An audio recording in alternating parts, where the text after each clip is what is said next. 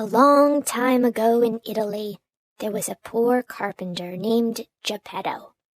One day, Geppetto carved a wooden puppet just for fun. He was such a good carpenter that the puppet came to life. It began to talk and walk around. Geppetto said, "I will name you Pinocchio, for I have never had a son." Pinocchio was a very special puppet, but he was very, very naughty. He told many lies to his father, and every time he lied, his nose grew at least 2 inches. Soon, Pinocchio's nose was almost as long as his arm. "Why do you lie so much? Don't you have a conscience?" asked Geppetto. "It is a little voice in your brain that tells you what is right and wrong. Here is my friend the talking cricket, who will tell you what is right and wrong." One day, Pinocchio promised Geppetto he would go to school. Geppetto gave him a book to take with him, but Pinocchio sold his book so that he could buy a ticket to a puppet show. On the way to the show, Pinocchio made friends with a fox and a cat who lived next door. They told him to steal apples from the market because apples are delicious. A beautiful fairy with blue hair saw Pinocchio stealing. "You should never steal," she told him. Pinocchio asked the fairy to make him a real boy with her magic wand.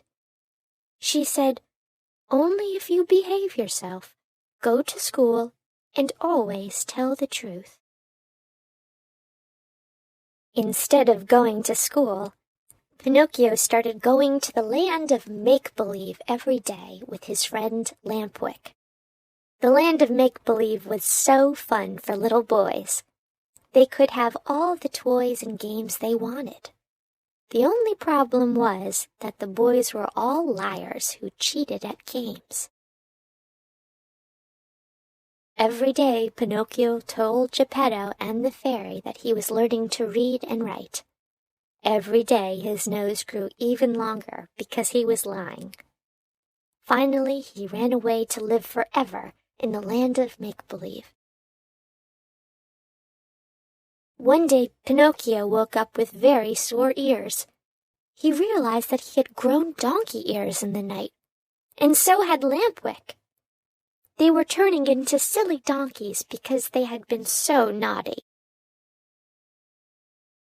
"Ha, ha, ha," laughed the king of the land of make-believe. "After you have turned into donkeys, you will never be able to leave this land. You will be my pet donkeys forever." Pinocchio and Lampwick had to escape from the king, but Lampwick's legs had already turned to donkey legs. Pinocchio knew what he had to do. He lifted his donkey friend onto his back. Then he ran all the way home. When the boys got back home, their donkey ears were gone. Pinocchio had saved the day. He was so brave that the fairy waved her wand and turned him into a real boy. He had toes and fingers that wiggled. No more wooden joints. He had a mouth that could smile and frown. No more painted lips, and best of all, he had a normal nose. The fairy and the cricket decided to stay with Pinocchio and be his friends forever. Pinocchio, the cricket, the fairy, and Geppetto lived happily ever after in Geppetto's little cottage.